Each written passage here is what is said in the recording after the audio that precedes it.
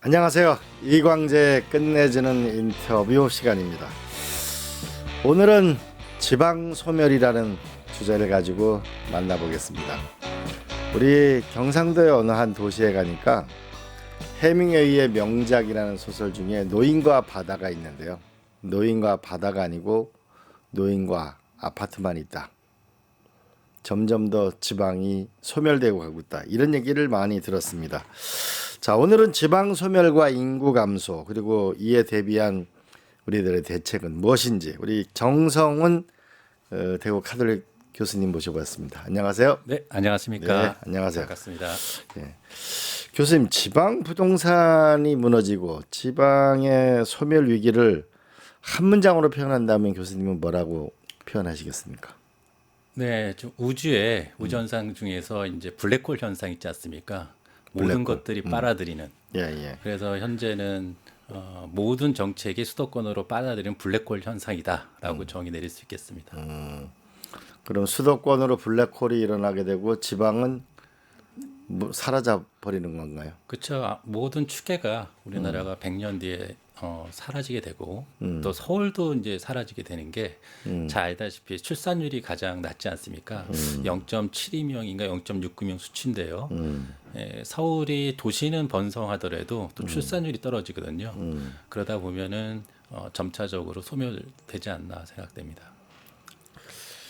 이 지방에 그 점점 인구가 줄어들고 근데 또 지방에 가보면은 또 분양은 안 되는데 아파트가 막 비어 있는 아파트가 엄청 많잖아요. 그렇죠. 네? 미분양이죠. 미분양이 많은데 그 LH에서 매입 같은 미분양 이런 처방은 근본 대책이 될 수 있나요? 어떤가요? 지금 이제 서울의 이제 부동산 정책, 수도권의 부동산 정책이 단순히 집만 짓는 게 아니라 거기에 산업 인프라가 들어가잖아요. 예. 그러니까 사실은 집만 공급이 된다고 해서 인구가 늘어나는 게 아니라 같이 일자리라든가 보육이라든가 교육 이런 산업 인프라가 같이 따라가거든요. 그런데 이제 우리 지방 같은 경우는 그냥 집만 떨렁 짓다 보니까 이런 부분들은 사실은 주택은 매입할 수 있어도 인구 유입이 이제 줄어들게 되는 그런 상황이고 그다음에 LH가 매입하는 거는 우리가 알고 있는 아파트가 아닙니다. 거기서 말하는 매입 임대 아파트는 일반적으로 빌라, 다가구, 다세대 이런 주택을 얘기하는 거거든요. 아, 그런가요? 예, 그다음에 딱 정해져 있습니다. 금액이 정해져 있어서 고가 아파트는 아예 매입 자체가 안 되고요. 근데 이제 그게 이제 원래 그 매입 임대고요. 특별하게 이제 문제가 크게 생겼을 때는 정책적으로 한번 이렇게 매입하는 경우가 있는데 매입하더라도 사람이 안 살게 되면은 결국에는 LH 공사 입장에서는 그게 이제 애물단지가 되는 거죠, 사실은. 네. 교수님 보면은 집이 아닌 사람을 중심에 둔 구조 개혁을 해야 된다. 집이 아닌 사람을 중심에 둔 구조 개혁. 이게 무슨 얘기죠? 지금 방금 제가 설명드린 것처럼 집만 매입한다고 해서 사람이 오진 않잖아요. 예. 사실은 그러니까 주택이 공급하면서 그 주변에 산업 인프라가 돼야 된다는 거죠. 여기서 말하는 인프라라든 거는 산업, 그다음에 학교, 그다음에 산업, 소위 쉽게 하면 일자리, 네, 학교, 그다음에 연구소. 연구소. 네, 이런 클러스터가 조성이 돼야지 그게 이제 그 구조적으로 인구가 유입이 되고 이 지방의 부동산 문제도 자연스럽게 분양이 되면서 해소가 될 수가 있거든요. 예. 그런데 지금 그런 정책이 거의 없고 균형 발전 정책은 없고 지금 모든 정책이 아까 말씀드린 것처럼 블랙홀처럼 수도권으로 빨려 들어가고 있다. 정책도 네, 그런 의미죠. 네. 이재명 정부 들어서서 이 지방 소멸을 막기 위해서 균형 발전을 해야 된다. 균형 발전을 하겠다라고 하는데 그 핵심이 뭐죠, 그러면? 갑자기 이제 그 핵심은 뭐 지금 뭐 지방시대위원회에서 이제 추진하는 그런 정책들이 유일하게 이제 균형 발전 정책인데 총장님도 잘 아시다시피 그 우리 그 지방시대위원회는 자문기구지 않습니까? 집행기관이 아니기 때문에 사실은 여기서 100% 만족하게 균형 발전을 추진하기는 어렵고 결국엔 컨트롤 타워가 있어야 되는데 그런 부분이 없는 상태에서 현재 핵심은 부처별로 지금 나눠진 상태거든요. 정부 부처별로. 그러다 보니까 이게 정책이 중복되고 또 칸막이가 있지 않습니까? 그러다 보니까 정확하게 핵심을 찔러서 균형 발전 정책이 현재 저는 안 이루어지고 있다라고 볼 수 있겠습니다. 지금 지방시대위원회가 자문기구인가요? 법적기구, 행정법적기구인가요? 집행기구는 아니죠. 집행기구는 아니고 자문기구죠. 네. 지금 김경수 전 도지사가 맡고 있는 거 아닌가요? 네, 5급 3특 해가지고 지금 이제 추진하고 있는데 사실은 자문기구이기 때문에 지방시대위원회는 한계가 있다라고 볼 수 있겠습니다. 대통령 직속의 보통 위원회들이 전부 다 자문기구죠. 네. 그러면 이게 뭔가 집행력과 이걸 높이려면 그럼 어떻게 해야 돼요? 지방시대위원회를 법정 조직으로 바꿔야 되나요? 그렇죠. 지금 이 균형 발전은 하나의 부처가 해결할 수 있는 부분이 그렇죠. 아니라 네. 열 몇 개 우리 정부 부처 있지 않습니까? 그거를 토탈로 하는 컨트롤 타워가 필요한 거죠. 토탈 역할을 할 수 있는. 그렇다고 본다라면 이건 부총리급으로 격상해서 그러니까 균형발전 부총리라든가 이런 식으로 뭐 행정안전부랑 지방시대위원회를 통합한다든지 이런 어떤 정부 거버넌스 개혁을 통해서 일단은 지배구조 정부 거버넌스 개혁을 통해서 일단 컨트롤 타워로 만들고 거기서 강력한 실행력이 없으면 제가 아까 서두에 말씀드린 것처럼 우리나라는 이 지구상에서 가장 먼저 소멸하는 나라가 된다라고 볼 수 있겠습니다. 이건 좀 재밌는 말씀이시네요. 그러니까 행정안전부하고 지방시대위원회를 통합해가지고 하나의 정부 조직으로 만드는 거. 네, 거기도 행정안전부에서 뭐 경찰청이라든가 그 부분까지 통합할 수는 없지만 이 행정 쪽과 지방시대위원회를 결합할 수는 있는 거죠. 네. 일종의 그 행정안전부하고 지방시대위원회 합쳐가지고 국가균형부 뭐 이런 거 만들 수 있겠네요. 균형발전 부총리급으로 올려야지 이게 정부 부처에 다 규제가 다 돼 있어서 그거를 토탈적으로 이제 운영 정책적으로 하려면은 그렇게 부총리급으로 올려야 된다. 적어도 지역균형, 지방 소멸이 절실하다면 그죠? 예. 이 뭔가 돌파구가 있어야 된다 이런 말씀이네. 과감한 네, 정책적 뭐 의지에 대통령실에 균형 발전을 하는 담당자는 찾기가 좀 어렵거든요. 제가 볼 때는. 알겠습니다. 근데 과거에도 이제 그 노무현 대통령 시절에 이제 혁신도시라는 걸 했는데 네. 이게 이제 절반의 성공, 절반의 실패 이렇게들 하는데 이 혁신도시 정책이 뭘 성공했고 무엇을 실패했고 그럼 앞으로는 어떻게 달라져야 되나요? 노무현 정부 때 이제 혁신도시 중앙 공공기관을 140 한 몇 개 정도 이전한 걸로 알고 있거든요. 그때 10개의 혁신도시와 6개의 기업도시로 알고 있는데 상당히 어려운 부분이죠. 노조도 설득을 해야 되고 그거를 실행한다라는 거. 그것도 균형발전위원회에서 추진했던 자문기구에서 했다라는 거는 정말 놀라운 성과라고 저는 이제 보고 있어요. 그 실행력에 대해서와 용기는. 그런데 다만 이제 좀 아쉬웠던 거는 혁신도시가 현재까지도 아직 완성이 되지 않았다라고 저는 보고 있거든요. 뭐 제가 학교에 있는 대구 혁신도도 마찬가지지만 진천 혁신도도 가 보면 아직도 토지가 분양이 안 된 그 자리들이 많이 있습니다. 그렇게 된 원인은 뭐냐면 사실은 그 혁신도시라고 하면 거기에 민간 기업이 가야 되고요. 그 다음에 산업단지가 좀 가면서 그 다음에 아까 산학연의 클러스터가 조성이 되면서 가야 되는데 그런 거 없이 그냥 공공기관 지역별로 나눠주기 시기로 갔고 그 다음에 이제 주택이 이제 공급이 됐죠. 그 다음에 그러다 보니까 좀 혁신도시가 절반의 성공이라고 볼 수 있겠고 그래서 사실 LH공사의 역할이 좀 아쉬웠습니다. 그때 LH공사는 10개의 혁신도시를 전부 다 토지 매각했거든요. 그러니까 LH공사는 잃을 건 하나도 없었어요. 100% 분양이 됐습니다. 근데 땅만 팔고 이제 떠나버린 상황이다 보니까 땅을 매입한 사람들이 거기다 뭘 안 짓는 거죠. 왜냐하면 땅값이 올라가니까 가만히 있어도 건물값이 없어 땅값이 올라가니까 그래서 그런 부분들이 있어요. 그러니까 결국에는 그 시행사가 뭐 LH공사가 시행사로 본다면 LH공사가 만약에 혁신도시를 공급했을 때 그 도시를 완성할 때까지는 책임을 져줘야 된다. 땅만 팔고 떠나는 게 아니라 네, 그런 거죠. 네, 그런 부분들이 이제 절반의 아쉬움이다라고 볼 수 있겠습니다. 정리하면 이런 거네. 하나는 어쨌든 그 10개 혁신도시가 만들어진 거는 지방 균형 발전에 부분적 기여는 했는데 추진력은 있었다. 근데 추진력은 제가 보니까 노무현 대통령 임기 5년 동안에 한 70회 회의를 하거나 현장을 갔으니까 그러니까 5년 동안 임기면은 1년에 50주니까 250번의 주가 있는데 70번의 주를 거니까 어마어마한 공력을 들인 거죠. 그런데 이제 결정적인 문제가 뭐냐면 이게 완성되는데 2014년인가 15년에 완성이 아직도 안 됐지만 그나마 완성됐다고 하거든요. 맞아. 이게 혁신도시가 완성되지 않았다라고 하는 부분을 좀 단적으로 대구에 계시니까 대구의 사례를 들어보면 어떤 게 있을까요? 완성되지 않았던 이유는 이게 사실은 그 유휴부지, 국공유지 유휴부지를 통해서 거기다 공급을 하게 되면 토지 보상할 일이 없거든요. 그럼 속도가 빨라집니다.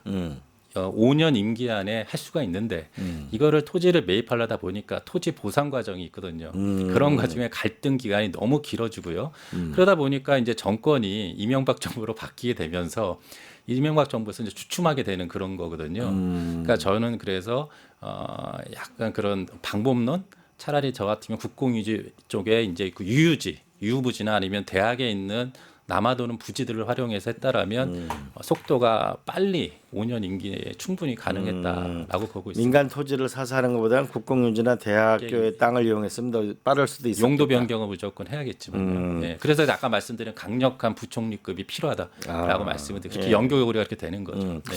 또 하나는 LH 얘기가 또 나왔는데 LH가 땅만 팔고 떠날 게 아니고 도시를 완성할 때까지 있어야 된다. 네. 근데 아파트 짓는 것도 마찬가지로 해야 되지 않을까요? 그렇죠. 그러니까 그 LH는 이제 뭐 토지를 매입하고 그다음에 조성한 다음에 그 매각을 했는데 거기서 끝나는 건 사실 너무 쉽죠. 거기서 분양하는 건. 왜냐하면 그린벨트 같은 데를 다 매입을 하니까 얼마나 땅값 매입 싸겠습니까? 그러니까 2배만 남겨도 이제 100% 수익이니까요. 그래서 사실은 그 역할은 민간의 역할이고요. 공공의 역할은 아까 말씀드린 것처럼 또 집도 짓고 그다음에 투자도 유치를 하고 그다음에 이제 그렇게 해서 좀 이렇게 그 컨트롤 타워 역할을 해야 되는데 그냥 현재 상태가 이렇게 된 거죠. 네. 그렇다면 그 앞으로 추가로 더 혁신 도시를 어쨌든 지은 도시고 이걸 더 앞으로 그러면 어떻게 달라지게 하려면 뭐를 해야 되는 거죠? 기존 혁신 도시. 예. 기존 혁신 도시는 상당히 어렵습니다. 용도가 이미 다 지정이 돼 있고요.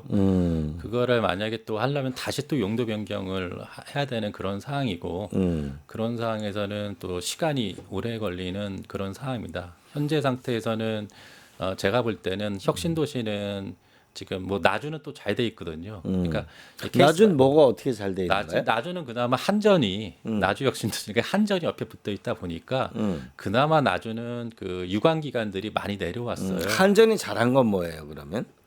한전이 잘한 거요. 예. 한전이 잘한 거는 뭐 특별히 없는 것 같은데요.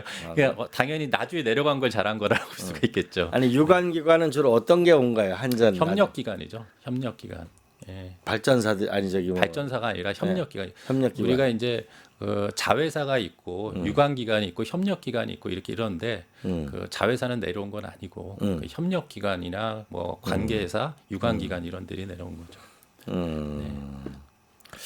그럼 앞으로 이제 한전공대가 있네요. 한전공대 거기 나주에. 한전공대. 네. 그러니까 결국은 이 한 도시가 되려면 일자리가 있어야 되고 네. 교육 문제가 네. 있어야 되고 이게 제일 핵심적인 거라고 볼 수 있겠네요. 공공기관도 그죠? 있어야 되고요. 네, 같이 산학연이라고 이제 보통 얘기를 하는데. 네. 그래서 그 교수님은 보면은 이 지방 대학을 중심으로 한 도시 혁신 모델이 필요하다. 네. 네? 네. 그래야 일자리하고 교육하고 이게 패키지가 된다. 이런 얘기를 많이 하시는데 네. 이 대학을 중심으로 한 지방 대학을 중심으로 혁신 도시 모델 이거는 내용이 어떤 건가요? 지금 330개 전국의 대학이 있지 않습니까? 그런데 그 우리 지금 지방 소멸의 가장 큰 역할을 한 게 교육이라고 저는 보거든요. 교육. 예, 예전에는 뭐 잘 알다시피 국립대, 뭐 전남대, 부산대, 경북대면 거의 뭐 연고대 가는 수준으로 높았지 않습니까? 근데 지금은 이제 지방 대학이 국립대도 많이 죽었고요. 사립대는 말할 것도 없이. 그러니까 교육이 죽으니까 사람들이 다 수도권 청년들이 수도권으로 옵니다. 그러니까 예를 들어서 우리 대구 같은 경우도 경북대나 서울에 모 대학이 붙으면 다 경북대를 포기하고 서울로 가거든요. 그러니까 사실은 교육도 중요한 수도권 으로 모이는 수도권 사람이 모이는 역할을 했거든요. 지방을 소멸하는 뭐 역할을 했어요. 그러면 이거를 다시 되살려야 되는 그런 책무가 있는 거죠. 그렇다게 된다라면 이 대학의 지방 대학은 또 규모가 크거든요. 규모가 커가지고 유유부지가 많습니다. 뭐 100만 평, 50만 평, 20만 평, 10만 평 노는 땅들이 많거든요. 그렇게 되면 아까 제가 말씀드린 것처럼 혁신도시가 토지를 매입해서 보상하는 시간을 세이브할 수 있는 거예요. 용도 변경만 하버리면. 거기는 대구에는 학교 내에는 다 상하수도 인프라가 돼 있습니다. 근데 기존에 우리가 토지를 매입할 경우에는 그런 인프라, 상하수도라든가 어떤 그런 기존 인프라가 없지 않습니까? 그러니까 시간이 상당히 세이브되는 겁니다.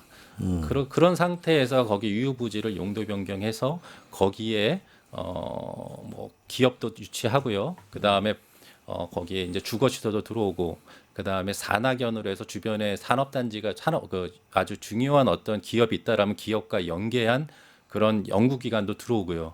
이렇게 해가지고 복합 클러스터를 대학 내에서 제2의 혁신도시처럼 구축을 하게 된다라면 임기 5년 내에 가능하면서 또 그 대학의 지방에 있는 대학들이 자부심도 느끼는 거예요. 아, 이제는 대학 졸업하고 서울로 이제 갈 필요가 없구나. 여기 대구 내 만약에 지방이면은 지방 내가 거주하는 지역에서 충분히 거기서 일자리를 찾을 수 있고 보람을 느낄 수가 있거든요. 그러니까 이런 정책을 펴야 된다. 왜냐하면은 지금 대학 주변에 지역 경제가 사실은 많이 먹여 살리고 있거든요, 대학이. 근데 대학이 죽으면은 사실은 지역 경제가 다 파탄납니다. 지금 폐교되는 대학을 보면 우리가 다 할 수 있거든요. 네. 지방이 휘청휘청하죠. 학교 하나만 문 닫으면. 예. 그다음 그래서 제가 볼 때는 그럼 전 세계에 또 이렇게 또 수도권에 집중되는 대학이 저는 못 본 것 같아요. 전 세계적으로 OECD 선진국은 전부 다 분산이 돼 있거든요. 대학. 예. 그러면 과거에는 전남대학교, 부산대학교, 경북대학교면 굳이 서울에 뭐 스카이대학 안 오고도 다 이 대학을 갔잖아요. 네네. 근데 당시에 보면은 경북대학 같은 경우에는 경북대 전작과는 한국 최고의 대학이었고 몇백 명씩 뽑았고, 네. 부산대학교 기계과도 몇백 명씩 뽑아가지고 결국은 부산 경남울산의 기계공업이 발달했는데, 그러면은 지금은 그러다가 나중에 전부 종합대학으로 바뀌면서 전부 어려워졌는데, 뭔가 지금의 그럼 대학 도시를 대학교 안에 수십만 평 안에 어떤 학과나 기업이나 이런 걸 모으려면 과거처럼 뭔가 좀 특화된 학과나 이렇게 해야 되지 않나요? 그건 맞습니다. 어떤가요? 각 지역마다 산업이 다 특화되어 있거든요. 그 예를 들어서 뭐 제가 자꾸 대구 얘기를 해서 그런데 대구에 있어서 그러는데 네. 대구 섬유가 유명했지 않습니까? 네, 섬유가 네. 완전히 죽었죠. 섬유가 죽었고 지금은 자동차 부품이 제일 큰 사업입니다. 근데 생각해 보시죠. 자동차 부품이 이제 전기차로 다 바뀌어져요. 그다음에 ESG 정책에 따라서 2035년 되면 유럽에는 생산이 중단되고 그다음에 운행이 중단되고 근데 지금 아직까지도 내연 자동차 부품을 지금 하고 있거든요. 그러면 이렇게 산업이 죽어버리면 사실은 지방의 미래가 없습니다. 지방 소멸. 그러니까 결국에는 이런 산업 기업 게임 체인저처럼 이렇게 산업이 체인저가 돼야 됩니다. 그러니까 새로 신산업으로. 그러니까 대구 같은 경우는 에너지나 방산, 의료 쪽으로 만약에 테마를 가져가게 된다라면 이거를 AI 대학 도시랑 연계를 해버리면 시너지 효과가 나거든요. 그러니까 기존의 제조업과 대학에 있는 AI의 어떤 그 대학 혁신 도시와 연계를 해서 그거를 산업화한다라면은 저는 지방에 살 길이 있다라고 보고 있는데 좀 보면은 사실은 지역에 산업이 없어요. 산업이 죽어버리니까 다 서울로 일자리가 없대요. 제가 아마 예. 대학생들한테 얘기해 보니까 왜 서울로 가냐니까 아르바이트 자리도 서울에 있으니까 서울로 가는 겁니다. 이렇게 얘기하더라고요. 네, 그래서 이게 닭이 먼저냐 달걀이 먼저냐인데 서울에 자꾸 사람이 붐비고 그런 집값이 올라가니까 자꾸 이거를 해결하기 위해서 수도권의 인프라를 구축하고 이제 계속 이게 반복이 돼 버리면은 지방과 차이가 더 벌어지거든요. 그러니까 저는 사실은 그래서 특단의 대책이 필요하다.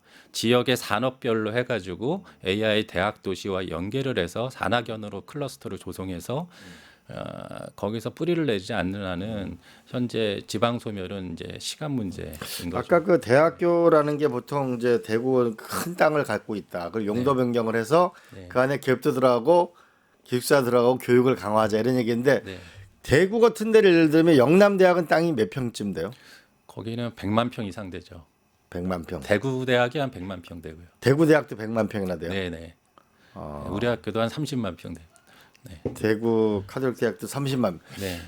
그럼 제가 판교에 있는데 판교가 1년에 한 180조 정도 하는데 그게 한 60만 평쯤 되거든요. 네네. 그러면 그 대학교라 하긴 그 대학교는 교육용지니까 싸겠네요.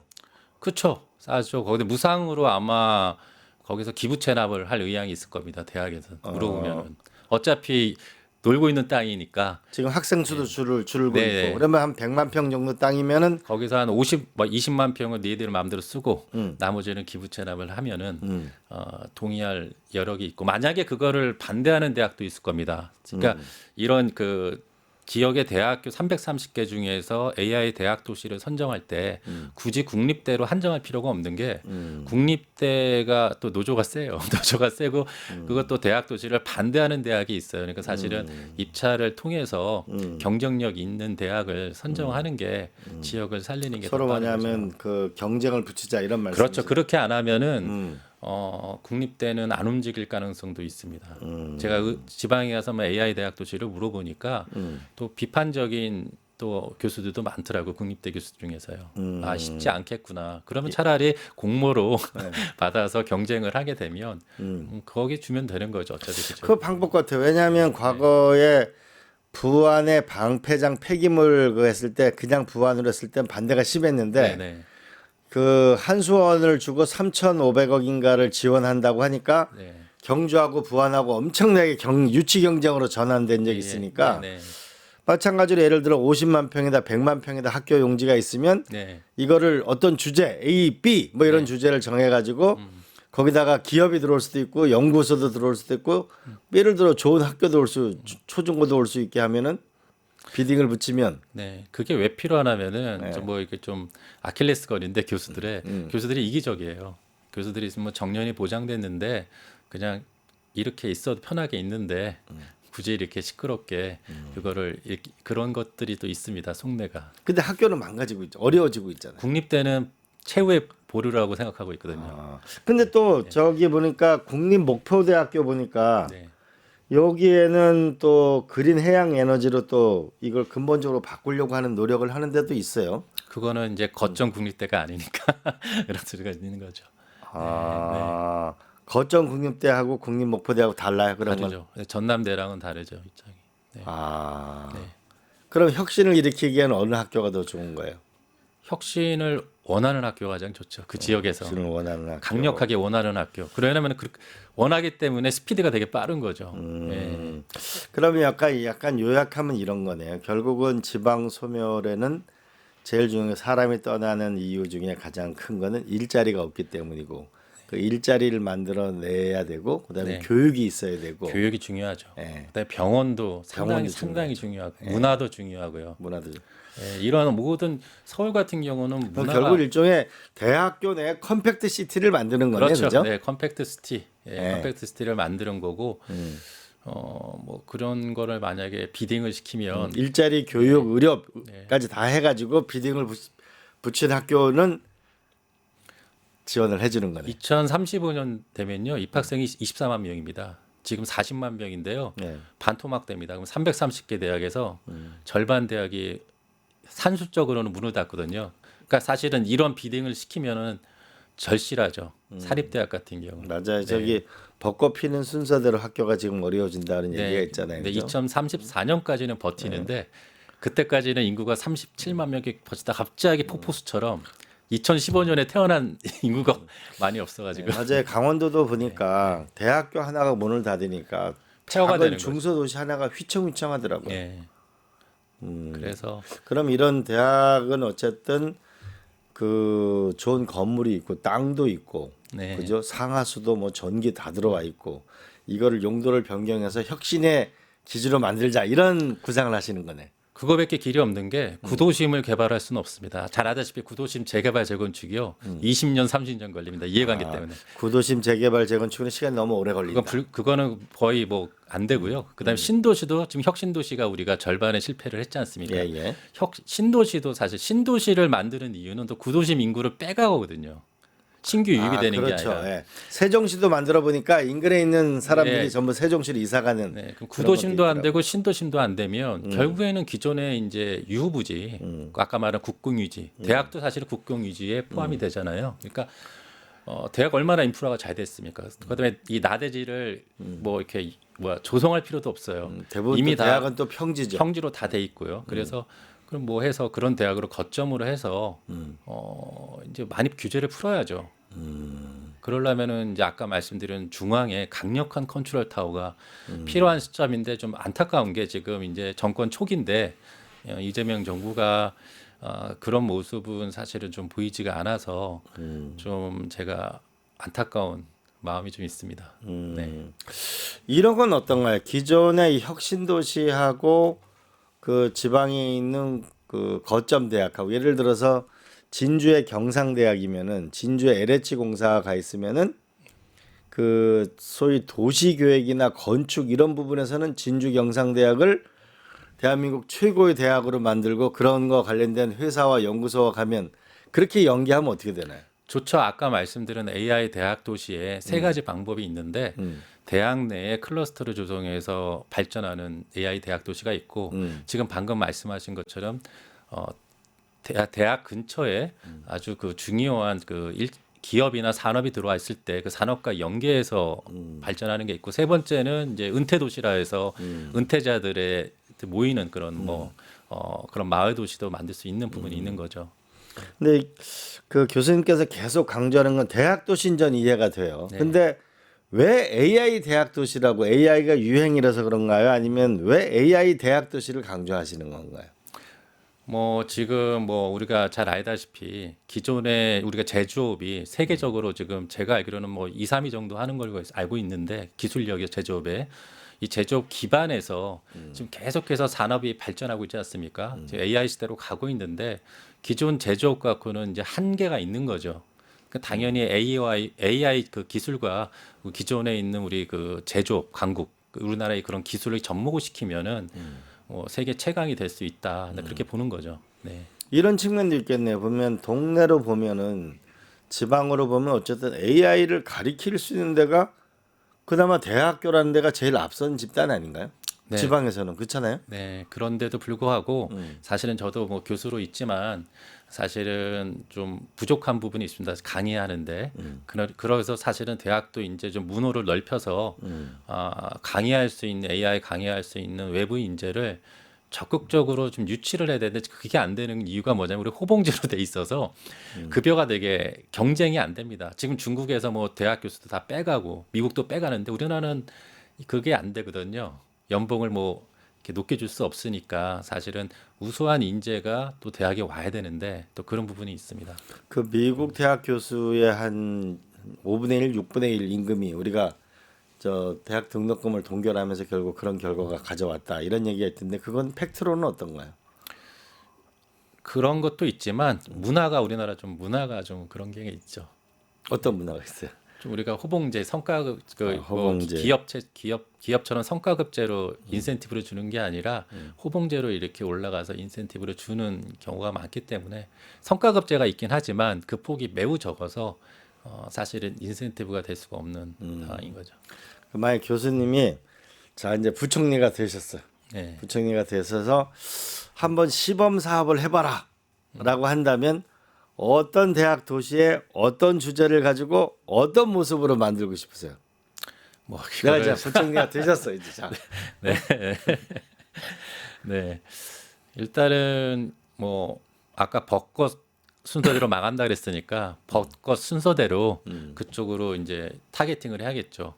그러니까 경남 경남, 경북, 전북, 전남, 그다음에 강원, 뭐 충청은 맨 마지막에. 왜냐 그다음에 충청은 그나마 경기에 붙어가지고 좀 먹고 살만하니까 그렇게 해서 이제 거점으로 사실은 이제 아까 말한 국립대로 하기보다는 비딩을 붙여가지고 가장 적극적인 아주 좀 적극적인 그런 만약에 대구의 하나를 대학을 선택해서 하라면 네. 어떻게 하시겠어요?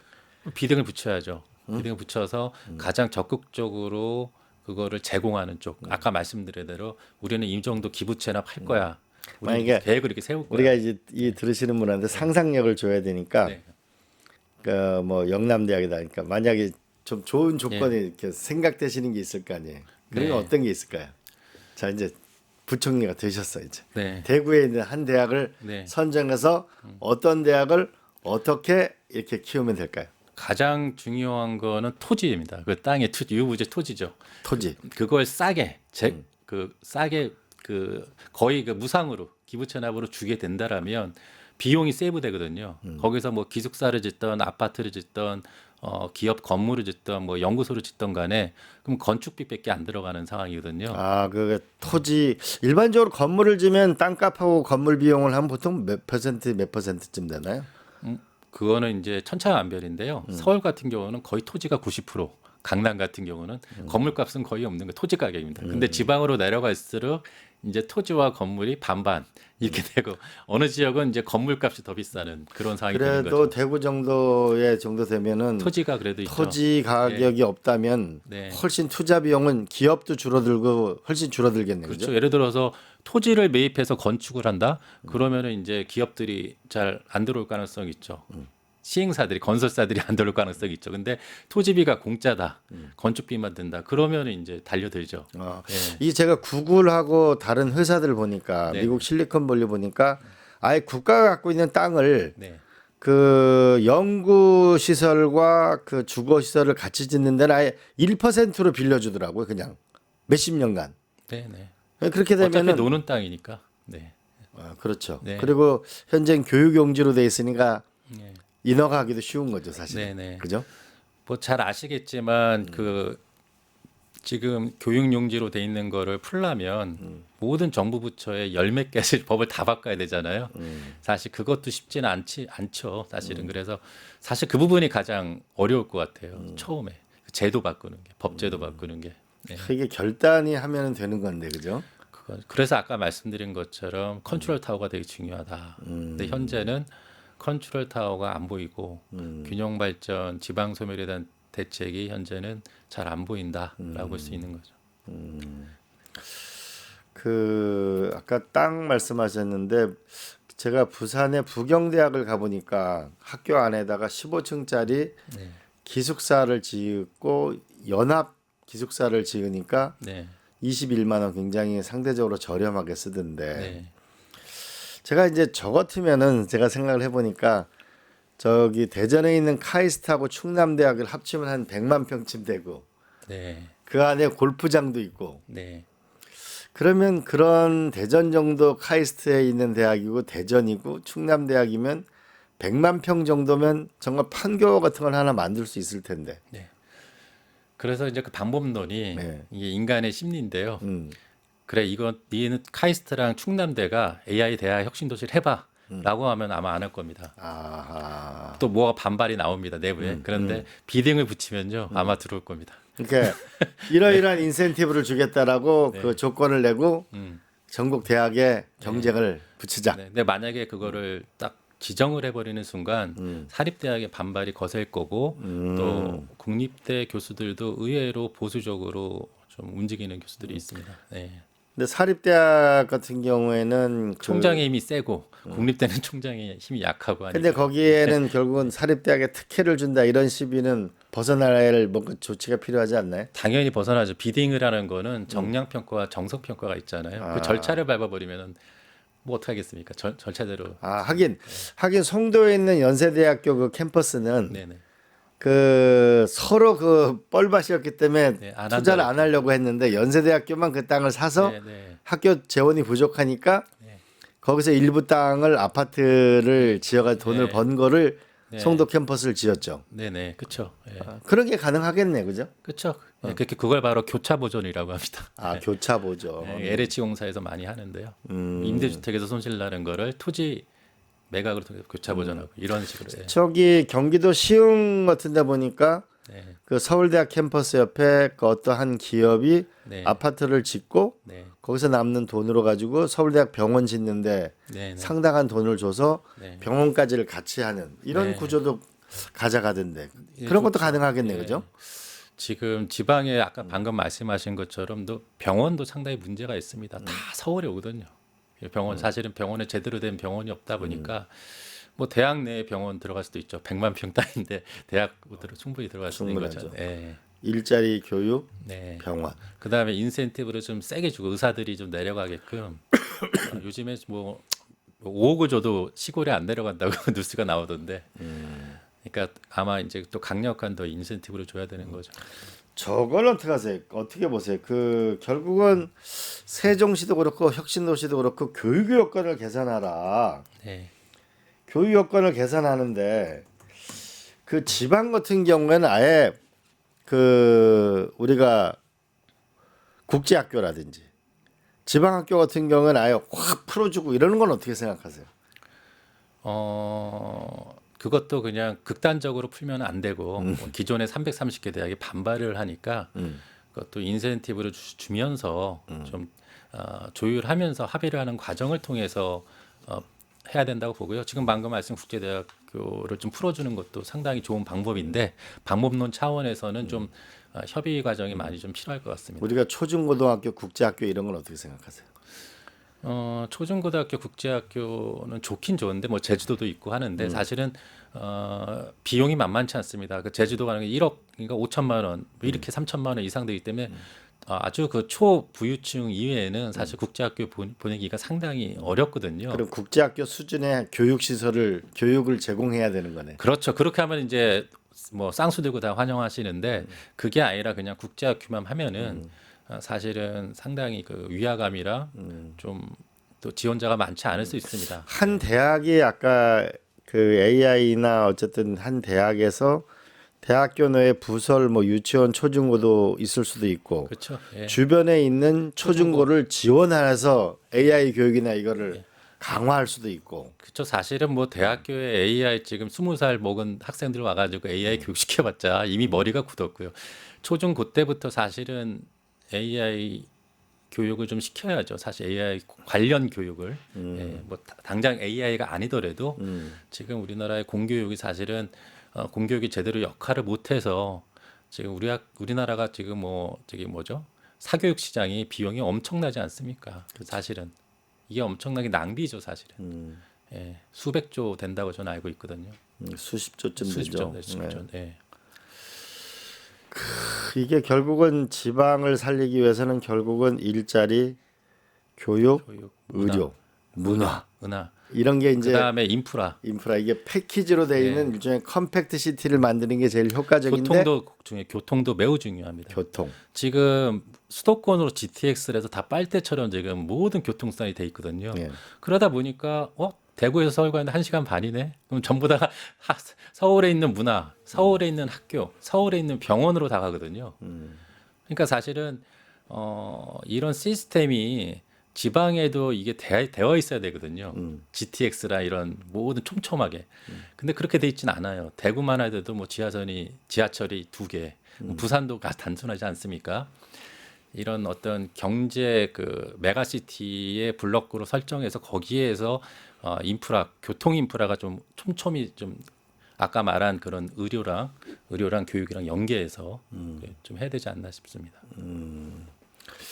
그러면은 그 이런 컴팩트 시티를 만들고 이거를 대학 부지라는 거를 몇십만 평씩 하는 대학 부지를 활용하면 좋겠다. 네. 이런 말씀이시고 네. 그 방법은 전국적으로 비딩을 붙이자 이런 얘기네요. 비딩을 그죠? 붙이고 그 이제 유형은 아까 말한 세 가지 대학 내에서 기업을 유치해서 육성하는 거. 두 번째로는 주변에 아까 말한 진주 경상대랑 뭐 LH 공사랑 연계해서 대학 도시를 만드는 거. 세 번째로는 은퇴자들을 위해서 마을 도시를 만드는 거죠. 예. 네. 그 한번 해외에서 그러면 막 폐교가 됐을 경우에는 그 폐교를 활용해서 은퇴자 도시를 만드는 거죠. 폐교. 네. 그러면은 이제 기업형 도시, 그다음에 인근에 있는 어떤 공공기관의 기업과 결합된 도시, 또 하나는 은퇴자 도시 셋을 얘기했는데 해외 같은 경우에는 이런 이 기업형의 도시, 이런 대학 도시 이런 건 어떤 모델이 있죠? 뭐 저도 사실 잘 모르는데 뭐 샌프란시스코나 그런 데 가면은 학교 내에서 그 기업이 들어와서 그 기업이 학과와 연계되는 그런 게 많다라고 알고 있습니다. 우리 총장님도 잘 알다시피 뭐 유럽의 뭐 네덜란드를 방문을 했더니 거기서 농업을 활성화시켜서 농업 경쟁력을 키웠다. 농업 기업이 들어와서 거기 산학연으로 키웠다. 이런 경우가 있죠. 해외 사례에서도. 지금 보니까 그 저기 텍사스도 이렇게 번창하는 이유가 텍사스 공대 안에 삼성 연구소가 들어가면서부터 결국은 성장해 나가던데 보니까요. 그래서 보면 우리가 스탠퍼드 대학에 보니까 그 결국은 대학 도시 안에 기업도 있고 그리고 다 숙소도 있고 교수님도 학교 안에 다 살고. 그거는 이제 닭이 먼저나 달걀이 먼저나인데 그 텍사스 대학에 뛰어난 인재가 있기 때문에 삼성이 들어왔다고 보거든요. 그렇죠. 그럼 우리나라는 사실은 지방 대학은 그런 여건은 경쟁력에서 떨어져요. 해외 대학에 비해서. 그래서 저는 초기에는 정부에서 강력한 지원이 필요하다. 물적, 그다음에 법적. 지금 법적이라는 거는 제도 변경, 물적이라는 거는 이제 현금, 현금이라든가 뭐 아니면은 뭐 무상으로도 토지를 제공한다든지 이런 식으로 필요한 거죠. 그러면은 그 기업형 도시는 결국은 그 저도 도지사를 해보니까 기업을 유치하려고 보니까 일할 사람이 있어요. 일할 사람이요. 네. 그 대학인데 결국 일할 사람이 있고 나면 그 다음에 이제 그 사람들이 오려면 뭐가 제일 필요해요? 애들 공부 문제예요. 네. 결국 그렇게 얘기하더라고요. 결국 이게 이런 면에서 이 대학 도시라고 모으면 좋을 거. 또 하나는 아까 그 말씀하셨는데 은퇴자 도시 있잖아요. 네네.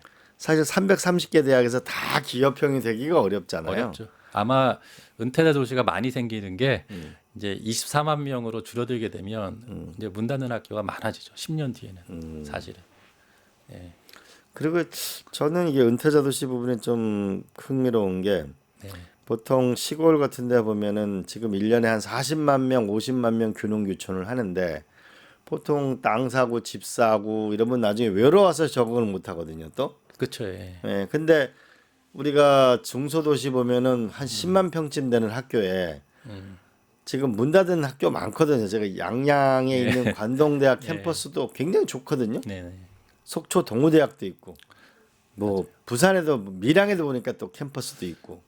또 초중고가 또 많지 않습니까? 그래서 초중고도 사실 한 10만 평 정도 되는데 거기 예를 들어서 우리가 파주 헤이리 같은 데는 예술하는 사람분이 몇 분 들어가 계시니까 한 도시가 되잖아요. 네. 그러니까 뭐 음악 도시, 미술 도시 이렇게 될 수 있겠네요. 유인책이 되게 중요하다는 말씀인데 유인책 하려면은 제가 볼 때는 중소기업이 만약에 기업이 유치한다 그 유의부지에 그렇다면은 가장 중요한 거는 상속 증여 이 부분이 지금 가장 민감하거든요. 기업들이 그거를 파격적으로 상속 증여를 낮춰주거나 없애버리면 거기 투자하면 거기 만약에 기업이 오면 너가 지금 경기도에 진짜 회사가 있는데 만약에 원주로 와 원주로 오면은 상속 증여세 안 내게 줄게. 그럼 아마 올 가능성이 있습니다. 그러니까 강력한 게 아니면 현재는 안 가는 게요. 지금 삼성 같은 경우도 예전에 뭐 반도체 공장 그것 때문에 구미랑 뭐 저기 평택이랑 막 싸우고 그랬지 않습니까? 근데 구미가 유치한다고 아무리 해도 안 되지 않습니까? 다 준다 그래도 예, 그만큼 어려운 거예요 기업 유치가. 그래서 제가 볼 때는 그런 어떤 세제 혜택을 강력하게 주고 그 다음에 뭐 법인세도 당연히 감면해주고 이런 특단의 조치가 아니면 아무리 그 유부지 대학 도시라 하더라도 기업 유치가 굉장히 어렵다. 네, 근데 우리가 대기업만 좋은 것도 있지만 중소기업도 알짜 기업들이 되게 많거든요 수도권에. 예, 그래서 제가 공공기관을 좀 분석을 해보니까 그러니까 우리가 좀 참여정부 때 140 한 7개 정도가 이관을 혁신도시로 10개로 갔거든요. n분의 1로. 그런데 유관기관 자회사 협력업체는 빼고 그냥 유관기관 자회사만 합쳐도 484개예요. 제가 조사한 바로는. 그런데 수도권에 무조건 법적으로 있어야 되는 그 공공기관이 한 270개 되더라고요. 그럼 결국에는 200개 이상이 추가적으로 더 갈 수가 있는데 좋은 건 뭐냐면 기존의 중앙공공기관은 공기업이 간 거고요. 자회사나 유관기관은 민간기관이에요. 근데 민간기관이 가야지 활력이 좀 살아나거든요. 그러니까 210개를 사실은 빨리 이 공공기관 제2차 공공기관 혁신 도시를 이전을 해야 되고 그 이전 부지를 기존의 신도시로 하는 게 아니라 대학의 유휴 부지를 활용해서 이전을 하게 된다면은 그게 이제 앵커링이 되는 거죠. 대학에 딱 자회사도 앵커링 공공기관이 온 거지 않습니까? 오면 거기에 이제 일반 기업도 세제 혜택으로 오고 이 오는 거죠. 이렇게 그렇게 되면은 이제 뭐 삼성전자 연구소 텍사스처럼 이제 그때 이제 붙는 거죠. 예, 그다음에 이제 우수한 인재를 위해서 기존의 이제 대학의 이제 연봉 체계를 좀 파격적으로 좀 하고 그런 것들이 비딩의 내용에 정량 평가에 들어가게 된다라면 좀 되지 않겠습니까? 그리고 또 하나 뭐냐 오늘 그 방송에 홍석천 그분이 네. 우리나라의 벽화마을이 한 200개쯤 되고 출렁다리가 한 150개쯤 있을 거다. 네. 대통령의 지역의 특색이 있도록 그 도시를 만들어야 된다. 이런 제안을 했거든요. 네. 그런 면에서 보면 또 이재명 대통령은 이제 결국은 세계적인 이 한류에 대한 선호도가 있다. 이런 말씀도 하셨는데 이게 좀 재미가 있는 지방, 특색이 있는 지방 이렇게 만들려면 그러면 어떻게 대학 도시를 만들면 또 될까요?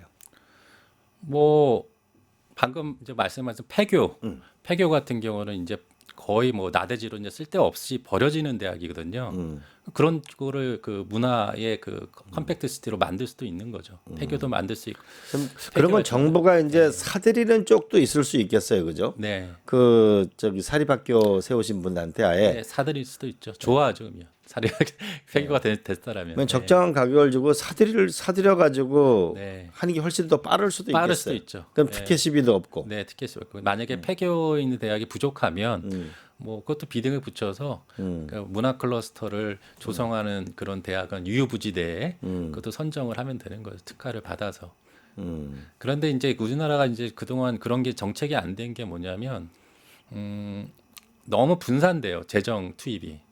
그러니까 이래서 뭐 기금을 우리가 투입한다 그러면은 그거 243개 지자체 시공별로 다 쪼개다 보니까 뭐 제대로 된 그게 없습니다. 사실은. 맞아. 15개 시도에 우리가 하나씩만 제대로 해도 그렇죠. 예. 그거 n분의 1로 다 나눠주다 보니까 도시재생 기금도 10조인가 이런데 큰 거 같죠 10조가. 근데 나눠주기는 뭐 건물 하나 짓고 끝납니다. 맞아요. 이게 네. 집적하기 참 중요한 게 그 대한민국에 모두 판교 같은 도시를 갖고 싶어 하는데 판교가 한 50만 평, 60만 평 되거든요. IT 주제 하나거든요. 네, 그렇죠. 예.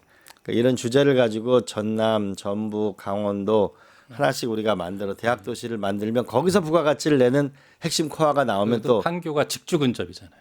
그렇죠. 사실은 우리가 대학 AI 대학 도시를 만드는 이유도 직주 근접.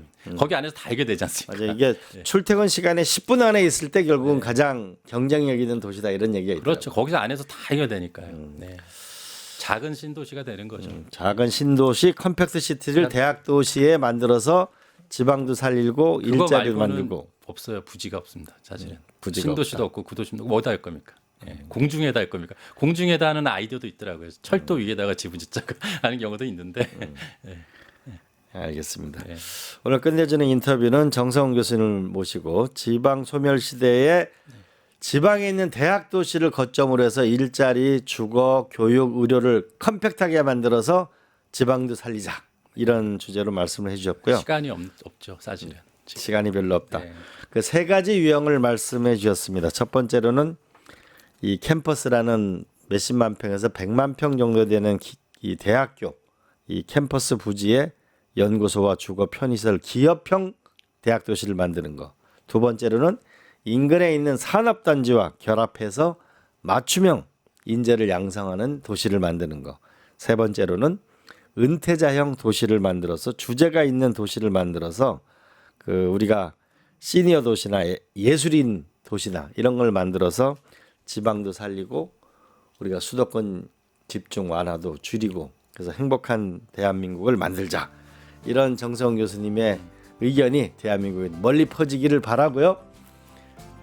이재명 대통령의 결단과 이 정부의 새로운 도전을 기대하고 또 고대합니다. 예, 오늘 정성훈 교수님 고맙습니다. 네, 반갑습니다. 네, 감사합니다. 감사합니다. 유튜브 구독하고 실시간 채팅과 댓글을 남기시면 매일매일 7천 TTCO를 드립니다. 참여 방법은 통통물 어플을 다운로드하고 회원가입과 로그인을 해주세요. 마이페이지에서 나의 회원 고유 번호를 복사해 주세요. 유튜브 구독 후 실시간 채팅이나 댓글창에 고유 번호를 한 번만 입력하면 준비 끝! 지금 유튜브 채팅과 댓글 쓰기 참여하고 실천 TTCO 받아가세요.